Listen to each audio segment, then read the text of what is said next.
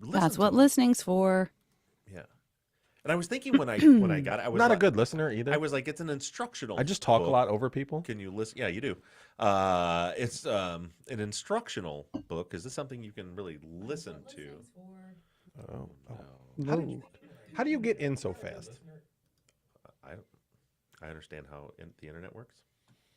I try to understand how the internet works. Chat. Ba-ba-bum. Live. Ba-da-bum. Popular. And again, home.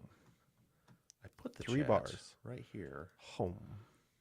3 bars subscriptions. There. Oh, I clicked the wrong video. Shit. I got a naked man on my computer. Look. Why didn't he tattoo that one part of his body? I don't know. That's not the video I meant to click. That's got weird all of a sudden. Glad you couldn't see my screen, people. Uh-oh.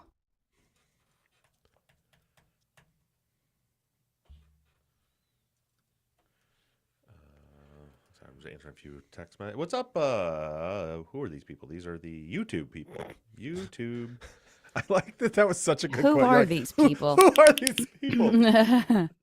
What are they doing here? Oh, yeah, we planned this. Why are you people here? Yeah.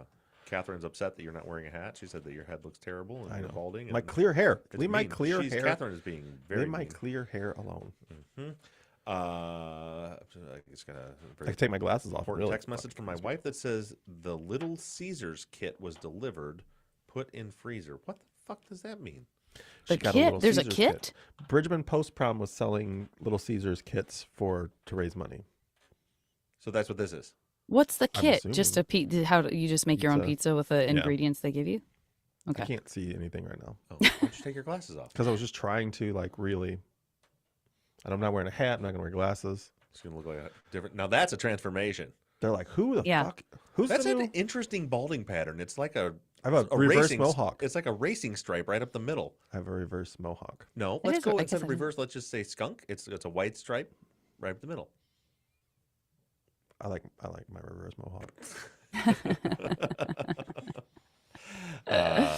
Kits are fantastic. Well, good because I think Becky made corned beef and cabbage for dinner tonight because we are traveling on St. Patty's Day, and the children will not eat corned beef and cabbage, so we'll be making some Little Caesars, I guess, for them tonight. Unless Right. she does this thing where she's always doing charitable stuff, like buying shit and giving it to like impoverished kids. People can't hear us. Pisses. Why can't? What? There's multiple people that says they cannot hear Bob and Zach. They Can't always hear say that, but I Bob. can't make it louder or it echoes. I don't know why Zoom does this. Yeah, the other day, a pair of shoes got delivered. I'm like, who wears this? Who are these shoes for? It's like, oh, there was a kid in school that he doesn't, his shoes are broken down and his parents can't afford doing, so I just got him some shoes. Oh. And I said, stop spending our money on these kids. Yeah. Let him buy Good his for own you. damn shoes. Yeah. Who do you think? Take a stand. Yeah. Great. That's not we didn't birth that kid. But yeah, so there's always a chance. Like that's what I would go is I would eat the Little Caesars kit and she'd be like, that was for school. What? Also, I should point out to everybody, I'm joking about all that, by the way. I mean, not about the stuff Becky does. It's fake outrage about, of course, Acts of kindness. Yeah, that she does nice things. I have a wonderful wife. She doesn't listen. Good chance I get interrupted here. I was hoping this would happen before now, but Quentin's car, my son's car, is in the shop, and dropped it off yesterday. And I'm actually concerned that it's noon and I haven't heard from them because I'm like waiting to hear what's wrong with it. And all day I'm like, as soon as we go live, that's when the mechanic Yo, will for call sure. me and want to talk That's to me. the rule. Absolutely. Mhm. So you have to take it? Like, do you have to answer and? I will have to, yeah. Okay. Because turns out this dude's not at the shop I've called like 3 times and he's never. And then I went yesterday, like instead of dropping off in the morning, because it's a weird problem he's having with the car. I'm pretty mechanically inclined and I'm like baffled by it. So like let's go at like 3 o'clock and drop it off when I know he's there, so I can talk to him and tell him everything. And I went and they're like, yeah, he's in the shitter. And I was like, well, I mean, is it gonna? And they're like, I wouldn't wait. Like, okay, I'll just leave then. Good to know. Yeah. Good His to know. car is like overheating all the time, and we keep putting antifreeze in it, and it's not like he's like, I'm low on antifreeze again, and we have a concrete driveway, and he parks on the ground. I'm like, where the fuck is it going? It's never on the ground. Like I don't know where it's just the car's eating it. Huh. And then there's a thing like if it has a bad head, it could burn antifreeze, but that usually makes a bunch of white smoke come out the tailpipe. There's no smoke coming out. It's magical antifreeze that keeps happening to this car. Weird. Bagel bangs? What? I have bagel bangs? That's cool. What does that mean? Let me see. I don't know what the bagel bangs are, sound- but I'm the excited. sound stuff. Let me see if better or worse, YouTube people. Is it better or is the sound better or worse when I do that? That sounds Well, good to also- me. Oh, ahoy, friends! I can hear you better. I just figured something out. That's because I'm talking loud. Hang on. Oh. That's improv right there. I got an idea. There's the problem right there. What's your problem? How about this? Is that better? Wait, why won't that? Is that? Is anything You see what I'm changing? doing? This is not my I do fault. see you're moving that, but it's not doing anything. It has an input volume You do bar. seem louder. Also, a bunch of people said that it sounds better, It sounds Yeah. better, but there's an input bar to adjust and the volume won't go. He's moving the volume and it goes back. I move the input of my microphone up and it just goes. Oh, whoop well, right that's back. that's because Zoom probably has control of Oh, your wait. volume. Now I got it. Hang on. Let me turn original sound from musician. Okay. And then if I do this, nope. Still didn't work. But everybody says I can hear us now. So whatever you Well, did, the first, do it back to that. I guess. Well, because I noticed because I had to edit it, but our patrons must have really loved at the end of the last video, I was telling Erica what the plan is for season 13 of Truth and Justice. And I like let it play as though I had forgot to shut it off. And I'm like, so what we're gonna do is, and then Yeah. point being, I had to edit it. And I was like, I really am quiet. I don't know why I'm so quiet. Because it's loud as fucking here. Huh. Mhm. Bagel bangs are perfectly shaped bangs. Oh, I want thank you. some- I didn't.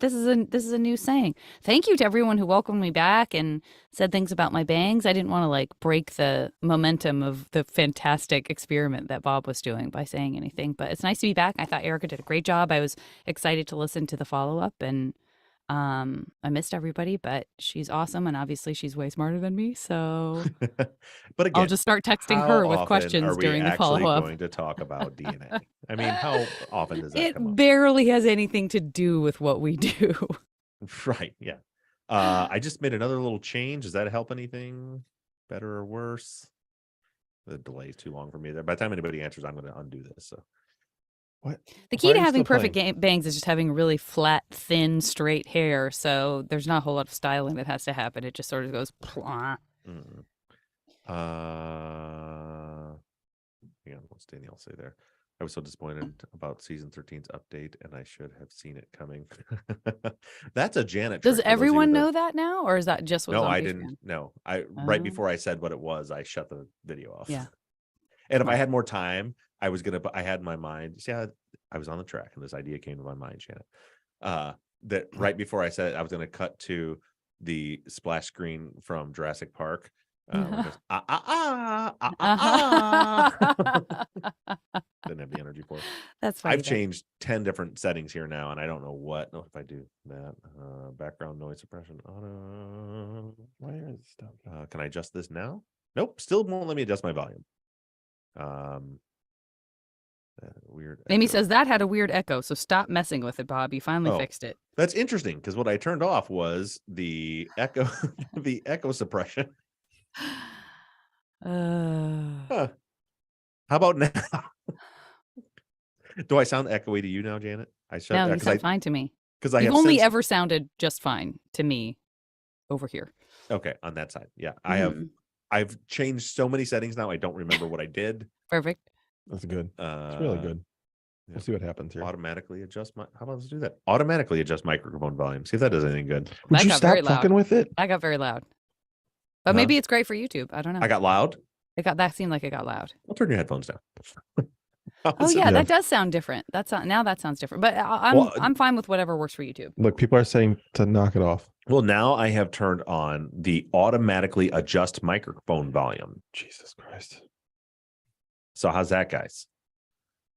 Great. And now let's wait 3 minutes for the delay, and then they'll tell us. And then Janet's got a hard out of 120. I was going to say, by the time we hit my hard out, yeah. we are going to have mastered the way we sound. It's fine to me. On an iPhone, new pod called What About Bob? We can hear you, but Kathy might hurt you. Who's Kathy, and what's her fucking problem? She's right there. Kathy McElhaney. No. She's going to poison your cookies. That Kathy. She didn't send me any cookies this year. Hurt my feelings. Oh, she sends me cookies all the time. Oh, also like once a week I get cookies from Kathy. You don't get stuff from Kathy? I haven't checked the P.O. box since Christmas, so maybe she gets some moldy stuff all the time. Some moldy cookies. Kathy's the best. Everybody should send me cookies once a week. It's perfect. Kathy says it's perfect. She's not going to hurt me. Great. No change after Jason says yeah, Jason, you and me both. But it got louder for me this last time. So I decided I did, Jason, is I decided to stop messing with everything, and I just went to the Zoom optimized audio. Let someone on else automatic. decide. Yeah, Let someone else decide. Here we go. Are you trying to make us start the podcast? No. Okay. The thing we were talking about yesterday, you want me to talk about it up top, or you got a question for it? Why am I never privy to these? Listen, I don't know what we talked about yesterday. You're here to play the role of the listener that doesn't know what we're going to talk about. Oh, yeah. I do that good. Yeah. I'll play that role really well. And we're professional, both professional improvisers, because I've read chapter 1 of that book. That's right. You can talk about it up top. Okay. Boom, boom, boom, boom, boom, boom.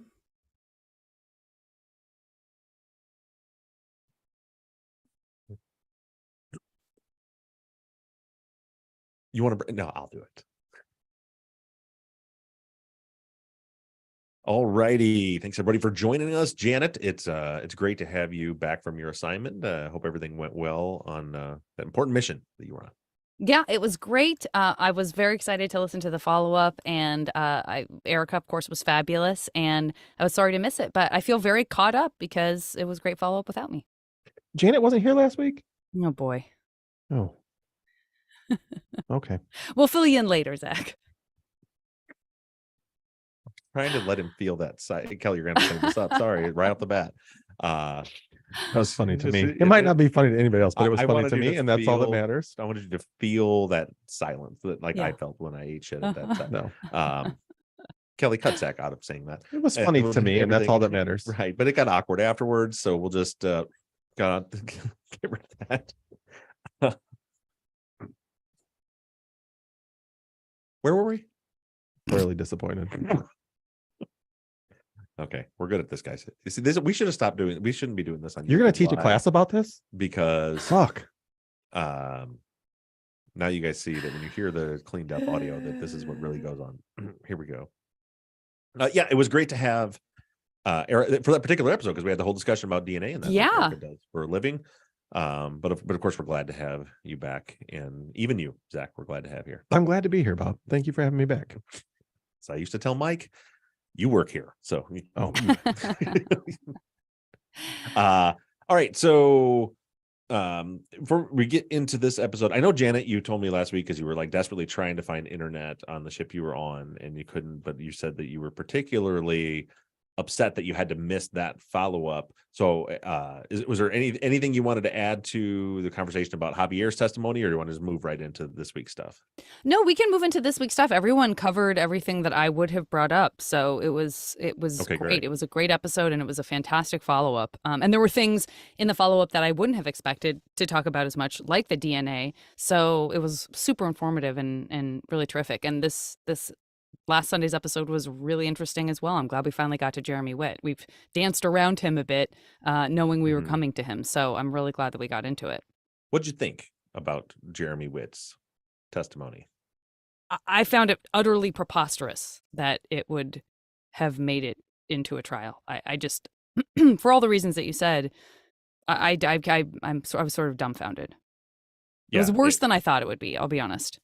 Yeah, me too. I knew the background of it, but when I actually got through and read and actually listened, and the bonus, by the way, the full interview of Jeremy Witt's 2016 interview is now up as a bonus episode.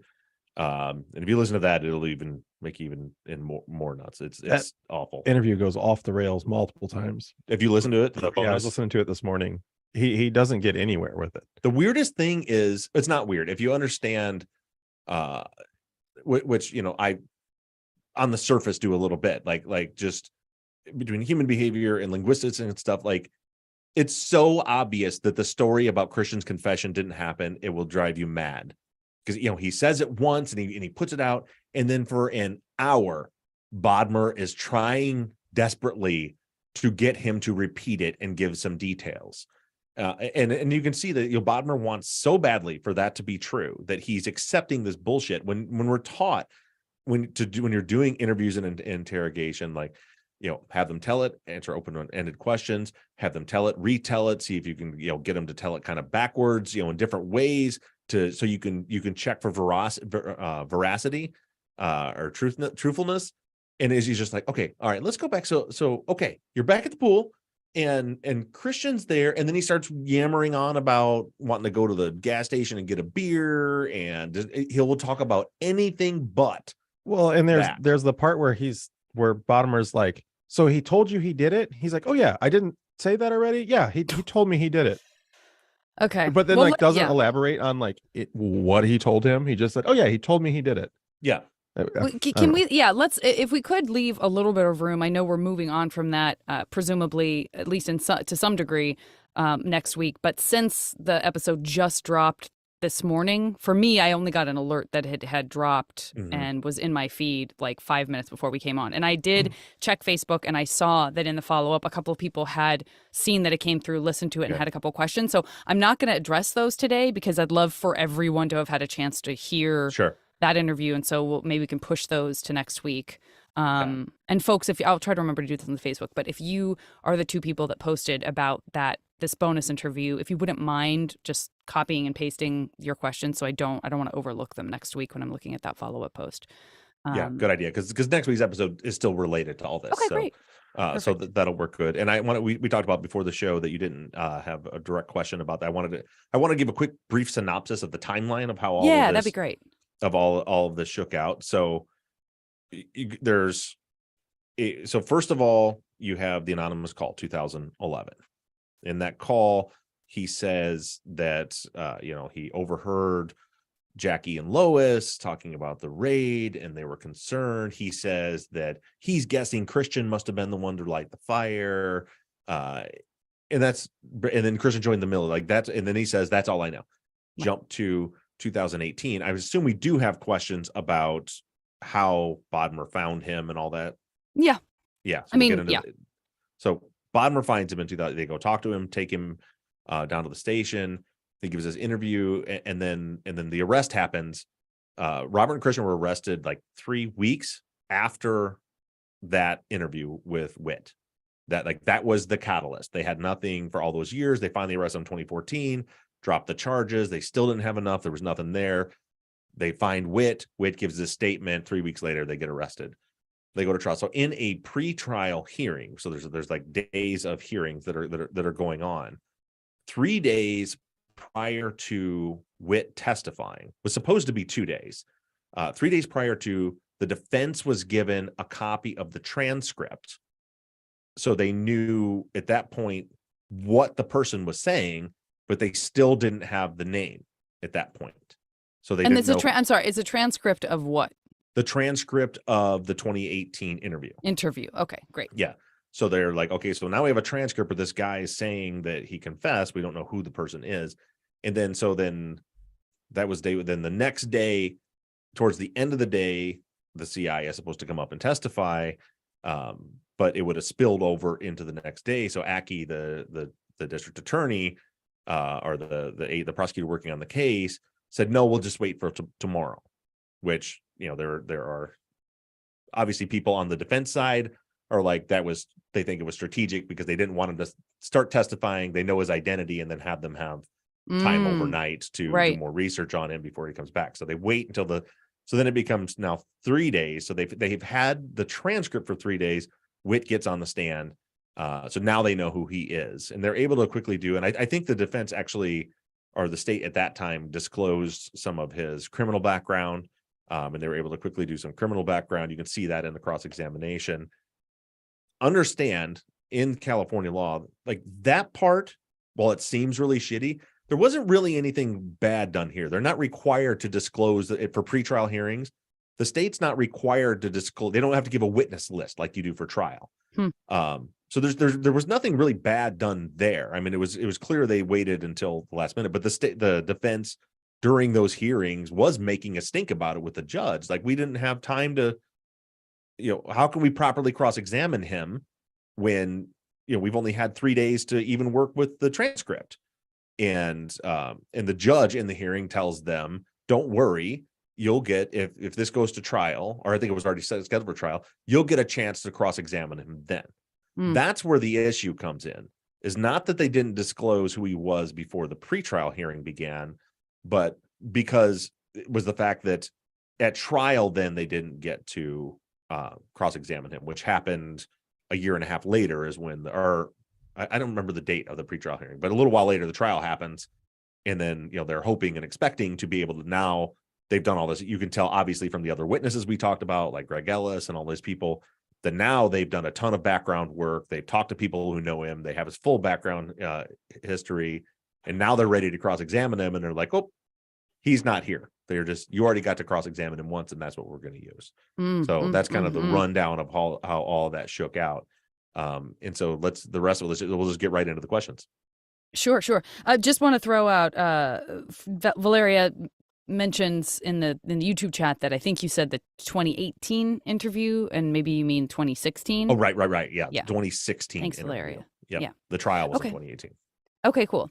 So I'm going to just jump right in with some very, very key moments that Patrice and Rachel and Sarah, a few different folks pointed out. I'm going to go ahead and read Patrice's version, but the meat of this idea is the same. I think we should get it right out there right away because it definitely stands out. I may have misunderstood the timeline or the location, but was Jeremy Witt saying that Christian confessed to him while they were both working at the water park? I thought the day of the murders was Christian's last day working at the water park. Did investigators ever try to confirm or corroborate Witt's timelines?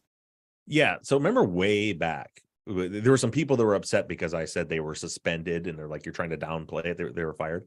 They weren't fired. They were suspended. What happened was they got like a 3-day suspension, and they only had 2 days left of the season that they were working. So that just ended it. But Christian went back the following season. So I see. Okay. Yeah. So in 2007, Robert didn't, but Christian went back and worked at the water park again for the 2007 season. Gotcha. And then in early 2008 is when then he finally went to boot camp. Got it. Great. Thank you for clarifying that. Mary Ellen had asked about the identity when the defense knew. So she did ask that kind of specific question. And so I'm glad that we were able to clarify that. Just shout out to you, Mary Ellen. Valeria says, how old was Jeremy Witt compared to Robert Christian and the rest? But 10 years older than him. He was. Oh, wow. Oh, okay. Yeah. At the time of the murders, Jeremy was 28, I think. And if you listen to his interview, you hear him talking about how it's really weird because he's talking about how, like, I'm 28 years old. I'm not going over to play beer pong or whatever, but then continues to tell stories about how he's hanging out with them after work. But also he's too mature for that. But I did check birthdays. He was 28, I think 29 in 2007. So he's about 10 years older than everybody else. Wow. Well, and it sounds like all this is, he's already went off to the Marines and came back. So I mean, he's clearly older. Twice. Yeah. So he's clearly older. Yeah. Interesting. Garrett asks, with respect to this testimony being allowed, I mean, that definitely shocked a lot of people that you could just read in something without the opportunity to cross-examine. Garrett says, was the issue of Witt testifying via a recording brought up at the direct appeal? What was the ruling on it? Ridiculous. The judge let that in. Now, you just mentioned that they didn't really technically do anything wrong, right? Well, because of the pretrial, they did bring it up in direct appeal where they said that 3 days was not enough time to properly prepare for cross-examination. And the judge ruled it was, I'm assuming you have questions about why Jeremy Witt didn't testify. Yes.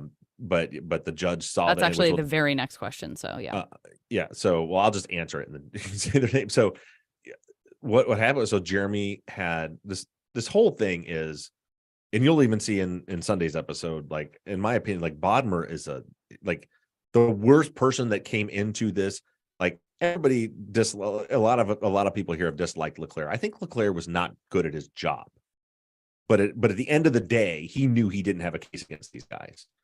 Bodmer comes in with the cold case unit comes in, and he's like, I'm making a fucking case, is the way I read everything he's doing. They're twisting all this stuff up. So the whole thing around Witt to begin with, but then Witt has new pending charges. He's arrested for the umpteenth time prior to the trial, has pending charges having nothing to do with this case, and uses that to say that he's gonna plead the fifth, that he's not going to testify because he doesn't want to incriminate himself because of the other charge, is the way I understand it. And they allowed that. Okay, well, he doesn't have to testify because his lawyer's advising him not to speak because of, he's pleading the Fifth Amendment. So it was like this nonsense. It didn't make any sense. It had nothing to do with this crime. And I'm not a lawyer, obviously, but to me, like that would, like, if you could be implicated about something in this crime, you can plead the fifth, but you coming up to testify about something somebody said to you about this when you have no connection to it at all, you weren't even in the country when the crime happened. I don't know how I can't tell you how that was allowed, but that's what happened. Well, but didn't the impeachment witnesses that the defense brought in were talking about incidences with Jeremy Witt that were also unrelated to this particular crime, right? So maybe it does make sense. Because if he was going to sit there and be asked about waving a gun around or whatever, I'm absolutely not quoting directly from what people said, but maybe there's something to that if you know you're going to be potentially impeached for these other things that you've done that are unrelated, like you don't want to have to talk about those. I don't know.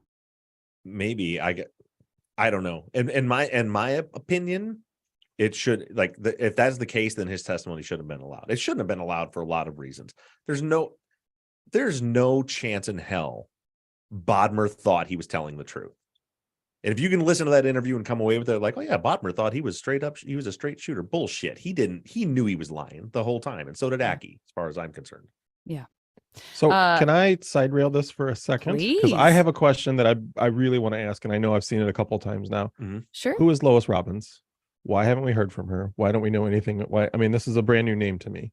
Well, I mean, it was described in she was Jackie's roommate. Well, I mean, I'm aware of this, but I'm saying why is this brand new? Why haven't we heard from her? Why have they not interviewed her? Why do we not know anything about her? If according to Jeremy knows all this, why are we just now finding out? Well, because they never interviewed her back then. And then now what we're going to get into Sunday is, now that Jeremy has brought her into it, we're going to hear from her on Sunday. I've met her and interviewed her personally before. But yeah, and then you'll hear in that interview, she's like, nobody ever talked to me before. That's crazy to me. Because the night of the murders, Christian, after he dropped Robert off, went home and then went to Jackie's house where Jackie and Lois lived. And see, that's crazy to me, because that's the only name that he continues to bring up. He brings up Christian Smith and Lois Robbins. Right. He doesn't know Jackie's last name. He doesn't know who Robert is. So, I mean, he's literally giving you a name over and over again in the tip, in the police interview. It just baffles me that we haven't heard from her yet, if that's the case. Yeah. And I think it's because they were both like, he was, I guess, supervisor of security or something like that. And I think she was also a supervisor, like, and a manager. So, like, I think he's the only one that she actually knew at the park, who happened to be roommates with Jackie, and then Christian had moved in with Jackie and Lois by the time this all occurred. But yeah, more from her coming. Okay, great. I want to jump over to Amy. This was a late question, so I texted it to myself, but these are both great. Amy says, if Jeremy asked to remain anonymous, then how is it that, this is the question that you asked earlier, if Jeremy asked to remain anonymous, then how is it that the detectives are allowed to find him, much less able to find him? I thought the whole point of that is that those who give tips don't have to worry about giving their info and being found out. And do we know how in the world the detectives did figure it out? Well, I don't know, as far as, like, if you give an anonymous tip, that I don't know that they're not allowed to try to figure out who you are. As far as how this whole thing with Bodmer finding him, this is what I know.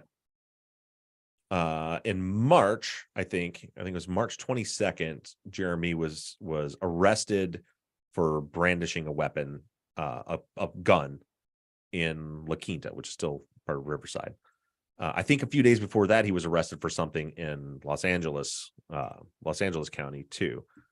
And then shortly before, when we hear that interview, he finally gets bailed out, so he'd been sitting in jail for a while.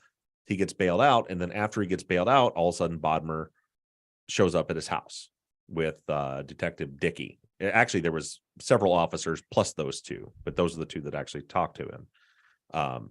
They go to his house and they confirm with him. We're going to talk more about that on in Sunday's episode, but they go into his apartment, they talk to him.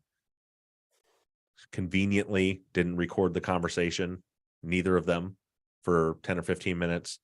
Then they come out and they go down to the police station and confirm that not only was him on the call, but when I said that was everything I knew, there was one little detail I went out. Christian looked me in the eye, Christian stood right next to me and confessed directly to me. Interestingly, they had nothing to work with before. Like what he said in the anonymous call is hearsay. It wouldn't have been like, you can't go on and testify. I overheard her talking to her about something that he said. Like, it's like triple hearsay. Well, I had a real hard eye roll through all that too. I mean, you listen to him talk about it and he's like, he didn't say it, but I could read his body language and read between the lines. And I'm really good at reading. And I'm really good at reading body language. Yeah. Like that, hard eye roll. Ran off the road. Yeah. There's a lot of those in the interview. But yeah, that's how to this day. Now, granted, I don't think it was difficult to figure out who he was. And you'll even hear, I think I'll say it now because I don't mention it in Lois's interview. In her interview, you hear them, they're showing pictures. So I think they already had an idea because they're showing her, they don't say it, but that's what's happening is they're showing her pictures of the different people that worked at the water park at that time. And said like, oh yeah, that's Robert. Yep. That's Jackie. And then they show her a few more and she's like, I don't know who that is. I don't know who that is. I don't know who that is. I think Jeremy was one of those pictures. So I think they knew who worked there, and he had told them that he was a Marine. He told them he worked there about that time. So I think they kind of had an idea, and I've heard, it's just theories and stuff. But so who knows? The fact that he was in the Riverside County Jail, then comes out, and all of a sudden they show up. By the way, the charge, he was charged with brandishing. It was displaying or whatever. Basically, he was waving a gun at somebody. After this interview, those charges were reduced to, I can't remember what the charge, but it was reduced to something else. And then he pled not guilty, and the prosecution dismissed it. So again, take that for what you will. But yeah, the pending charges he had at the time that Bodmer showed up at his house were dismissed after his interview. Well, I just want to shout out Aaliyah, who sees and felt and feels some similarities. I know we've brought up Adnan's case before. I know we've brought up Jay Wilde's case, or his involvement in that case before. I too felt those vibes a lot. Like if Jeremy had pointed at a motorcycle he was interested in on their way to pick him up a beer, that really would have made it too eerie of a coincidence for words. But Aaliyah says, not a question, but I just have to point out the ridiculousness of two statements made by Witt. Quote, I'd beat his ass in the Marine Corps, followed by, I didn't come forward earlier because I was scared for my safety. We might as well call this guy Jay Wildes. Just the idea of sort of the conflicting behaviors around whether he was afraid of him, whether he thought he was a punk, whether he, respected him, whether he had zero respect for him, and the sort of changing stories. And then also, this question of the mystery of potential compensation, whether or not any of that is valid or speaks to the facts of whether Christian confessed or not. It's very fair, I think, for Aaliyah and for many of us to go, God, this feels familiar. Well, yeah, if you really track and it, then being untouched by the cops after that, if that's indeed true, this idea of like, suddenly, no matter what he does, he just never gets in trouble anymore.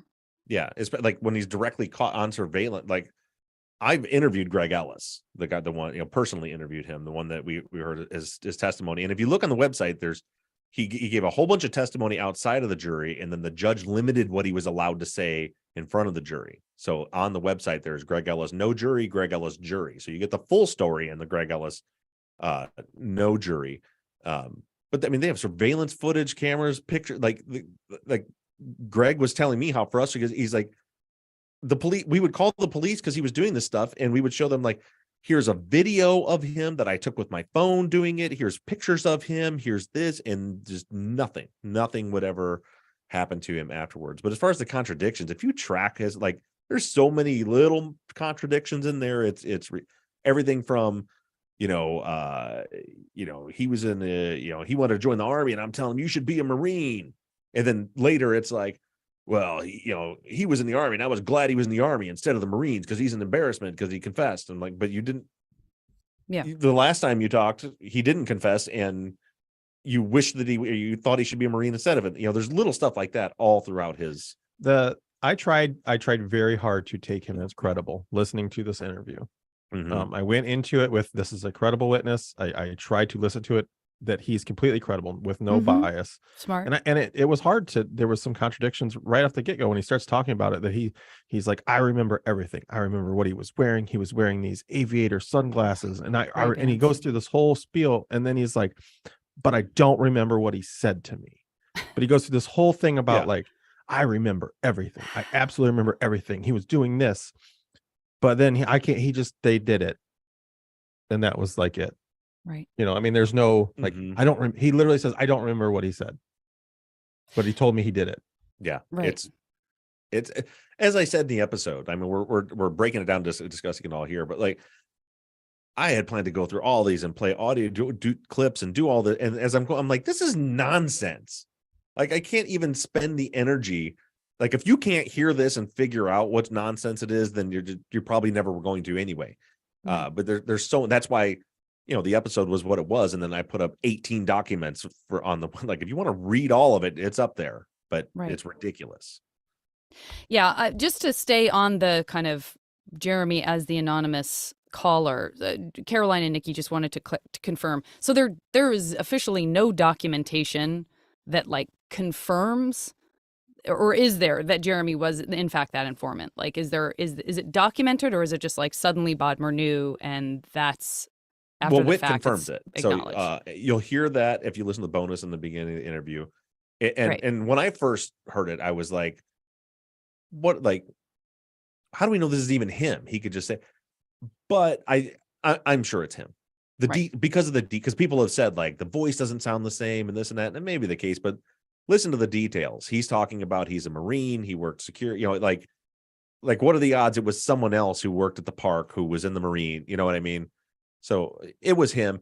So in the interview, and if you listen to the bonus, like, I started, first of all, one of the detectives does that thing that a lot of the detectives in this case like to do, which is, I think, rub the microphone against the stubble on their face for 5 minutes when the interview started. Yeah, there's a bunch of like completely unaware of the fact that they need that to get the recording. Yeah. So that's going on at the beginning, and then they're just playing. They play to him the anonymous phone call for him to confirm if that was him or not. And so where I start that episode, because I cut all that stuff out because it's really hard to listen to. Plus, you already heard some of it. Is they shut it off, and then Witt says, "Yep, that's me. That's me." Okay. So that's the only documentation we have is him saying that it's him. But for the record, in my opinion, it's definitely him. Yeah. So let's talk for a second about this idea of the compensation. Valeria points out, when he made that initial call, it was anonymous. So could he have been after the reward money if he didn't identify himself? I saw something similar in that someone said a while ago in the chat. But I do want to just tag on before you respond that Sarah, in listening, kind of got the impression at the end. Sarah says, Witt seems like he's kind of dancing around a question before saying maybe he will check back in a few weeks to see if it helped. Why? Sarah says, that seemed to me like he may have been trying to, in fact, get the reward money while still staying anonymous initially. What do you think about that, guys? Well, I think that for the anonymous call, and I got the same, he does say that, maybe I'll call back, I'll check back with you guys in a couple of weeks. Keep in mind, when you look through his criminal, like, he had pending charges then too. Like, this guy has a long rap sheet. He's always in trouble. I don't know what prompted, the reward from the governor for 50,000 came out, I think 2009.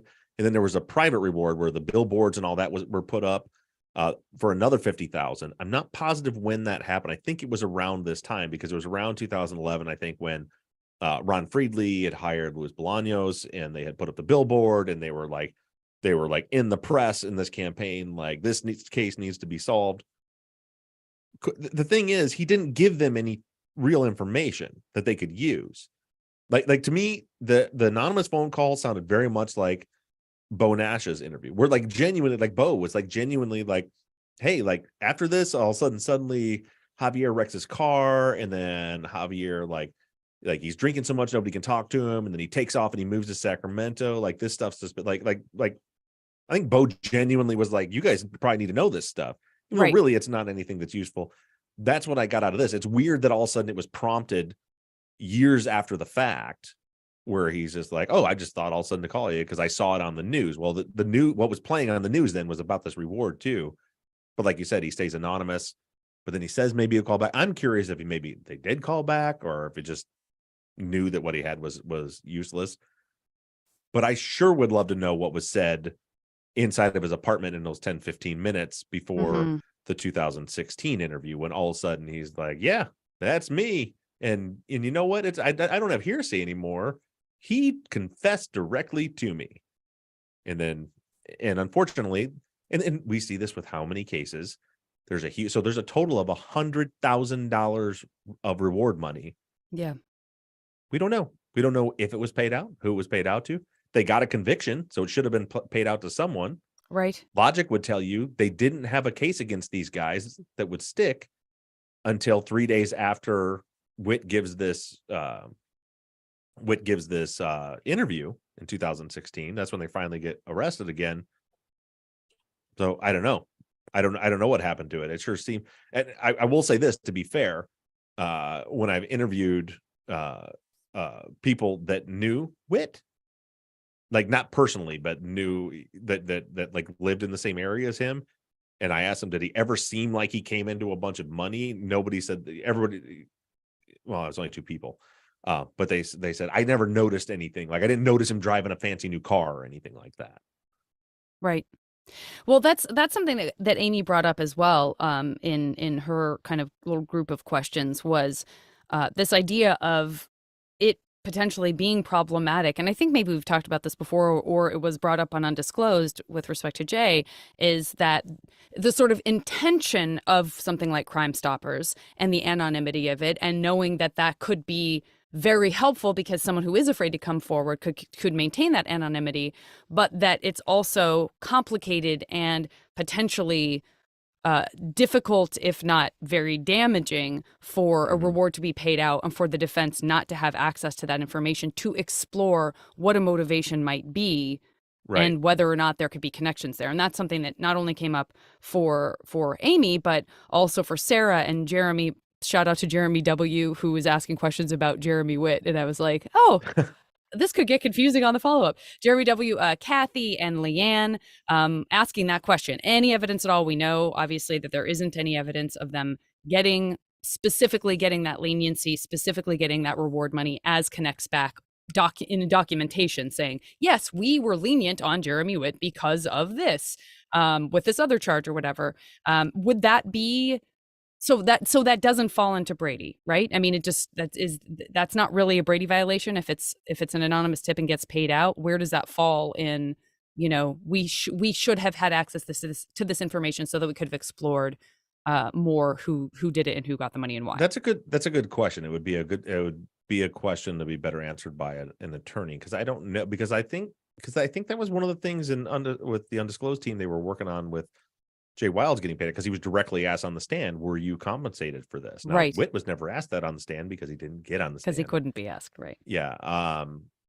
But it seems like that's something that should be disclosed, because that's the problem, right? With these anonymous tips is what you want. So like the Crime Stoppers programs and stuff, they're useful, right? So what you want is somebody who's like, hey, I'm calling in. I know for a fact this guy did it. and he said he threw the murder weapon at this location. And then the police go get the murder, and they have the evidence to go to trial without putting that person on the stand. Like, they give them a tip that will lead them to get their own evidence. Mm-hmm. In this case, where it becomes problematic when it's shit like this, which is, yeah, he confessed to me. Well, now it's a problem because you're supposed to remain anonymous, but I can't just say someone said that. I've got to you've got to testify to that if that's what happened, and then the jury has to weigh the credibility out. Because this also, like, from what I was told, I'd never seen a video or anything, that they put like this very professional. The person that read in the testimony, I was told by people that were there, who admittedly are on the defense side, so that there's probably some bias there. Mm-hmm. They're like, the person reading in the testimony gave credibility to the testimony. Wow, because of instead of having Jeremy Witt sitting up there saying this stuff, there's someone in a suit and tie sitting there very articulately reading out of the testimony. And even though it's not supposed to matter in it's human nature, it does matter. That's the information. That information is coming from this man in this suit, this very professional, articulate man in the suit. I believe him. When really it wasn't him who said it at all. It was Jeremy Witt who said it. Yeah. And has a whole different tone. That's fascinating. I mean, the whole Jeremy Witt thing is a fascinating aspect of this case from a legal perspective that I almost wish we could have an attorney come in and just sort of talk about, because there's so many pieces of this that just kind of, whether they're permissible or not, it's just fascinating. Like, I've never heard of that before, this idea of somebody just being able to read, to play the character of the credible Jeremy Witt. It's so interesting. And technically, we said that they couldn't ask about getting any kind of compensation, but that is something that the defense could have asked at the pretrial, right? But it's not in the transcript. Right. Yeah. During pretrial, they probably maybe should have asked that. Yeah, but I would assume that if that was the case, that it would have been paid at that point. If it was like, you get this money upon a conviction or whatever, or indictment, that maybe, I don't know where that falls into the whole chronology of everything. Yeah, because it seemed, I thought that some Crime Stoppers tips paid if an arrest was made, not a conviction. But if it leads, I feel like I've heard the language, if this information helpful, exactly, if helpful information leads to an arrest, then that's considered meaningful enough that you could get paid. So I've definitely, I don't know, and I'm tiptoeing into territory that I don't really understand, so I shouldn't give too many opinions. But I definitely know, I've seen in other cases where that carrot was held out to them, like, you don't get paid until you testify and we get a conviction or something like that. I don't have any idea if that's how that would have worked in this. I believe it was for an indictment. Like, if they got an indictment, that it would pay at least the government money. Now, the private money, they could have said 50, and I'll have to look it up, but it could have been $50,000 upon a conviction, because they're not bound by whatever the state law is in that regard. Got it. I just want to shout out Dom in the chat, who says, very understandably, Dom says, I'm confused as to why Witt's character or behavior is coming into play when Robert and, I'm assuming you mean Dom, Robert and Christians didn't seem to matter. Why his character comes into play? Robert and Christian's character doesn't come into play either when it comes to the evidence. But Dom is saying why we seem to be saying that his character and behavior regarding Jeremy matter in this circumstance. Why aren't we putting that same emphasis on Robert and Christian's quote unquote character? Well, with all due respect, you're not listening. Not you, but because with Robert and Christian, I'm like, it doesn't matter what type of person they are.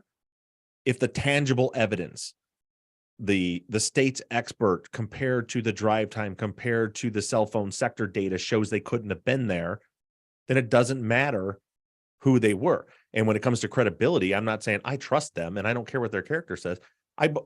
What I've said is that Robert said what they were doing that night.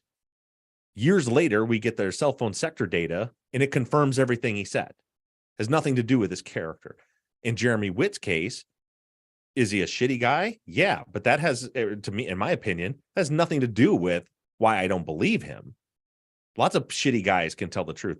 I don't believe him because he called and said all he knows is that he overheard a conversation, and then years later, while he has pending charges, he says, oh, also, he confessed to me in this nonsense story, and then his charges are dismissed.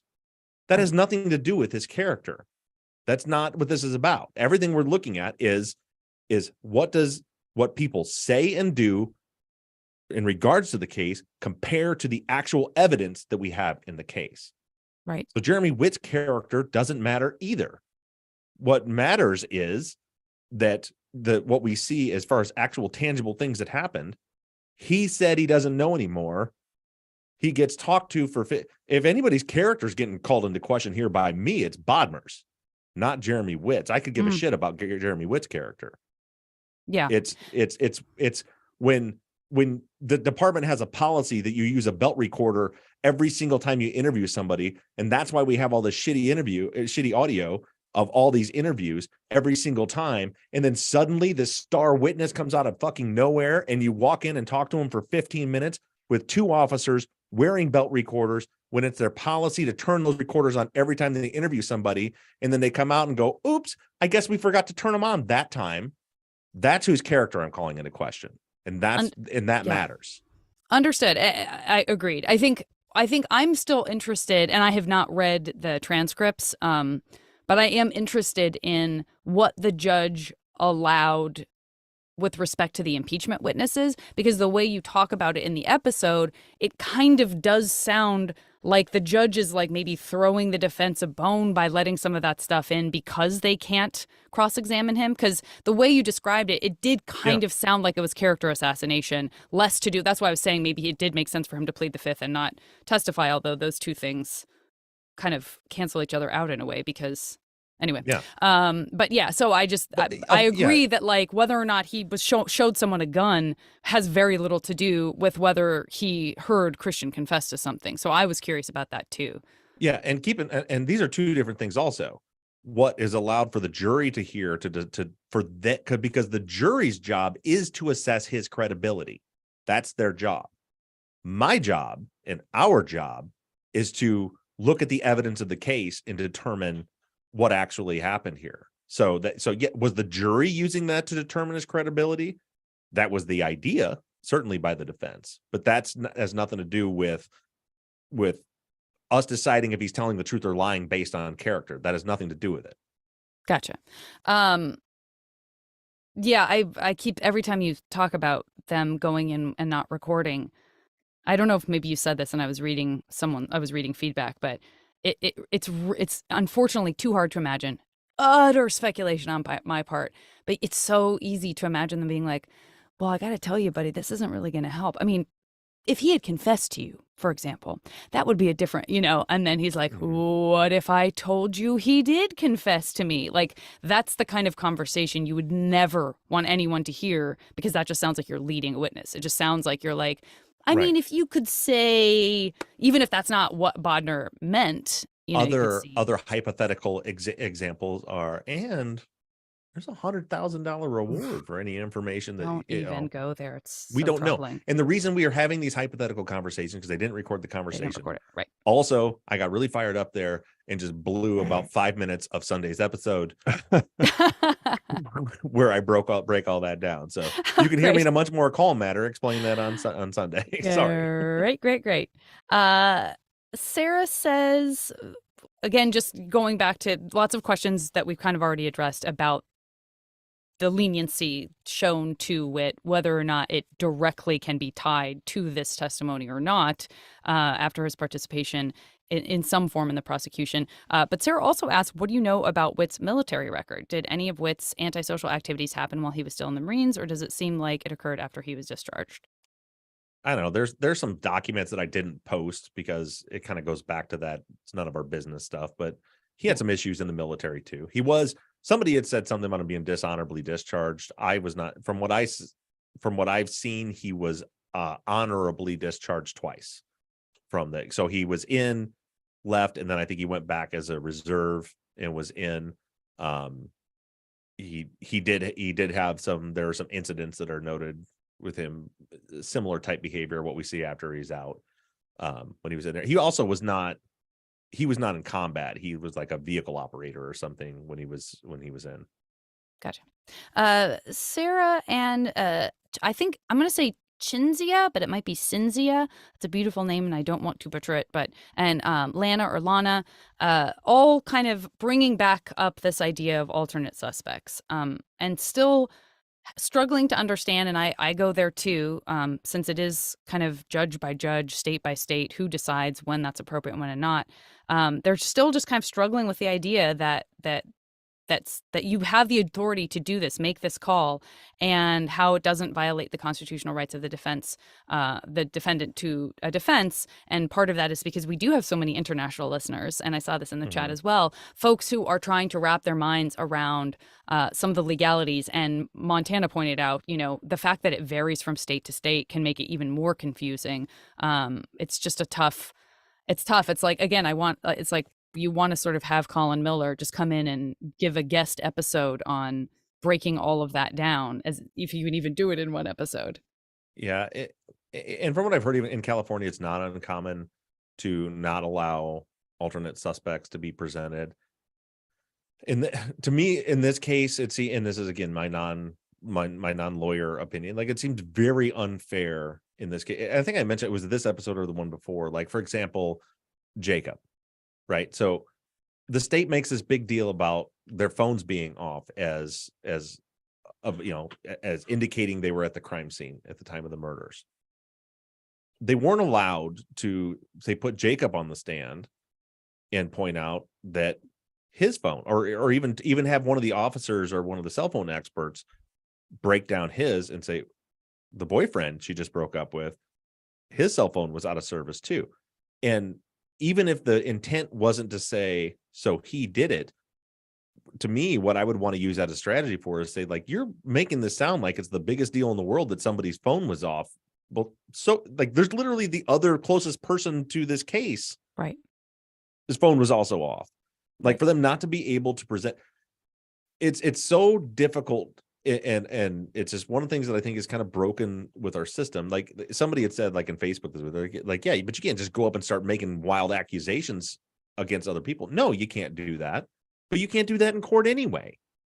But yeah, I think you should be able to put somebody on the stand and say, mention that somebody saw a red truck. This person has a red truck. They're like, to show them, because this case was so circumstantial. I think that's where my issue is. It's such a ridiculous circumstantial case. And then you're not allowed to let the jury even know what other circumstantial evidence there was that could point in a different direction. And then the jury will be, what you always hear is, well, if not them, then who? And whether they say it out loud or not, I think the jury walks away from that. Like, they want the story. They want a story that makes sense. That's not everything this story. I heard was indicating that these two were involved, and it's not much, but I didn't hear anything that suggests somebody else was involved, and they don't know that they weren't allowed to hear anything else indicating someone else might have been involved. Right. Because I think that would have been reasonable doubt. Again, 10 days of deliberations already. Right. Like, if you don't think that would have been enough reasonable doubt to stop this conviction, if they knew any little thing that, yeah, there are indications that someone else might have been involved. Not that someone else did it, not accusing anyone else, but yeah, like, her boyfriend's phone was also out of service at that time, her ex-boyfriend, the other ex, that could have been enough, and they weren't allowed to do it. And I don't understand why, because I didn't go to law school.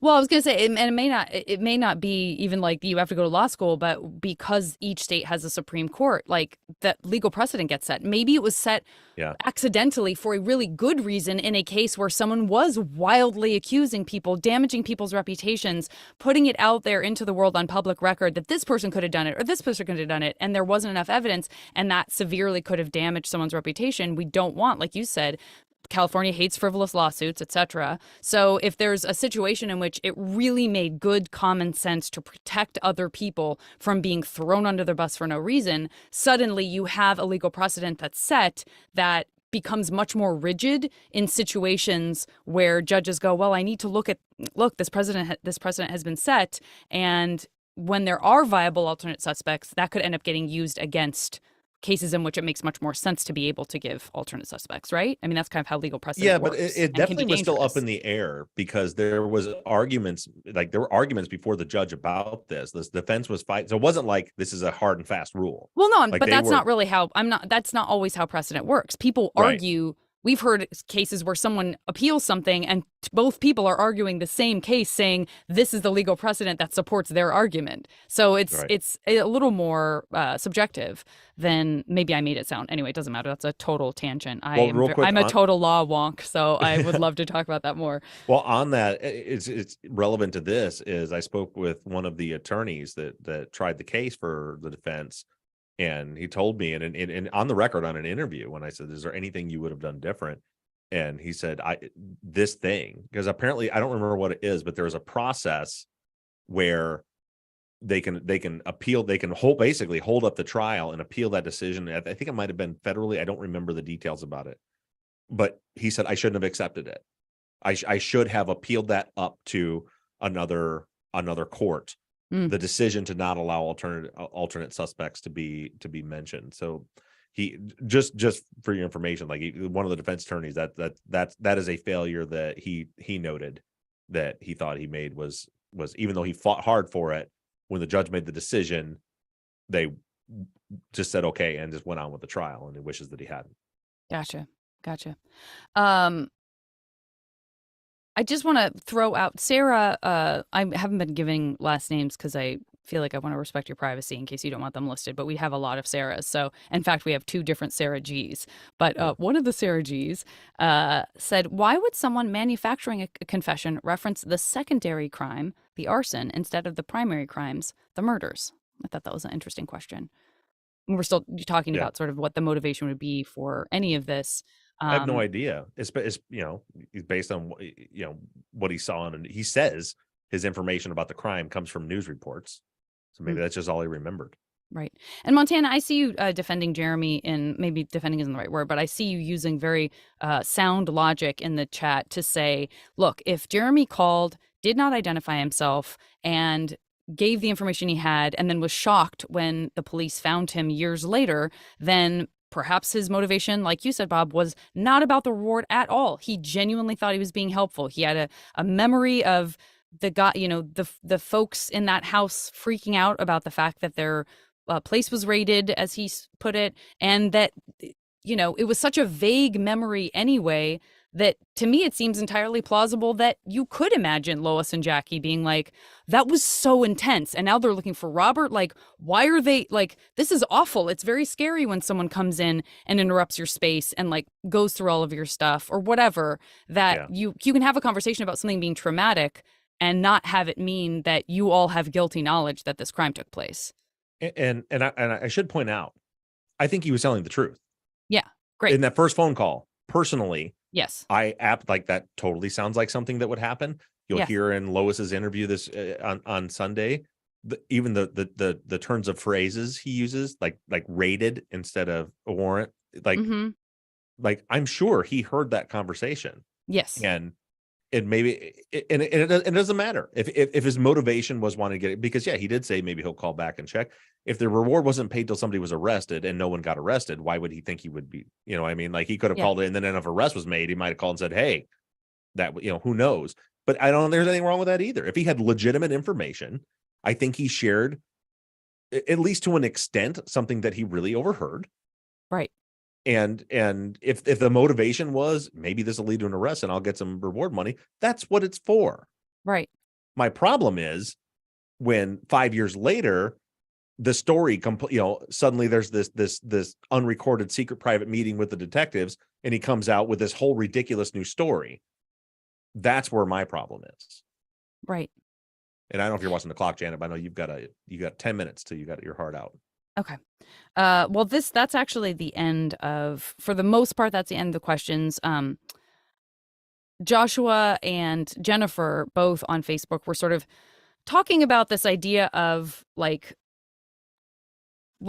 what we've sort of already covered. I'll read Joshua's, but I think we've sort of covered it. But do you find it weird that Witt said, Christian said, quote, things went bad and we had to torch the place, when that's what the state's theory of what happened was. If I remember that correctly, the profile you and Jim came up with was pointed more towards premeditation. Was it public knowledge that the police thought a hike happened and things got out of hand, or is it possible the investigators let it be known that that was the theory? If not, why do you think Witt would phrase that the Christian allegedly said it in that way? And then Jennifer said, if I may add to your question, Witt quotes Christian saying that in his 2016 interview with the police, not 2011, how much were media reporting on Robert and Christian's intended hike with Becky up the mountain? I don't know how much they were probably in the arrest in 2014. They probably did some reporting, but as far as like the state's theory about something went wrong, you've got it backwards. Again, since we always talk about a Non's case, it's the same thing. People look at the state tried to present Jay's version of events as his version of events corroborated the cell phone evidence. When in reality, when you track his different interviews and when the police got different information and when they got towers in the wrong location and then fixed it, in reality, they matched his interview to the phone evidence. In this case, it's not that, well, the police thought something went wrong and they burned the place down. And then Jeremy Witt said the same thing. It's the other way around. Jeremy Witt said that. And since that was literally the only real evidence they had to go at trial, that became their narrative. It had to be their narrative in order for his statement to make it to matter. Got it. Sorry, I got really sucked into the chat because there's a lot of really interesting stuff happening, including High Watch, who says the third-party law was a result of the OJ case. I've always said these guys are doing OJ's time. That could be the case. That's a fascinating statement. It's really, really interesting. Great. Let's sideline about that. We'll start our own podcast where we talk about that. And then everybody else, what I have left is just Jess and Angela and Sarah and Lana asking about Lois. And we know now that we will be hearing more from Lois next week. Yep. And this week there's going to be I'm going to be on assignment. We're not going to miss any episodes, but it's spring break here, so I'm going to be taking off shortly after this episode. So I've already done this week's episode with Lois, so there's some commentary from me when I break some things down, and then it's just going to be Lois's interview. So some of you guys I know don't particularly, the audio is pretty good on this. At least you can listen to it. I think it's worthwhile hearing her talk, but she's the next logical step in this. So that's what you're going to hear on Sunday, and then we'll talk more about it in the Friday follow-up. Thanks everybody for listening. Thank you in the YouTube chat, and thanks everybody that sent in questions. We appreciate you guys, and we'll see you next week. Thanks everybody. Bye guys. All right, let's stop on our recording. Hit stop on your recording, Janet. Thank you. It's so sad that you have to remind me. YouTube, you guys are awesome. Thank you guys. We're gonna hang up on you because Janet's got a very important assignment that starts in 6 minutes. Great job. Well, I just got to get in the car and drive to the studio, but yeah. Yeah.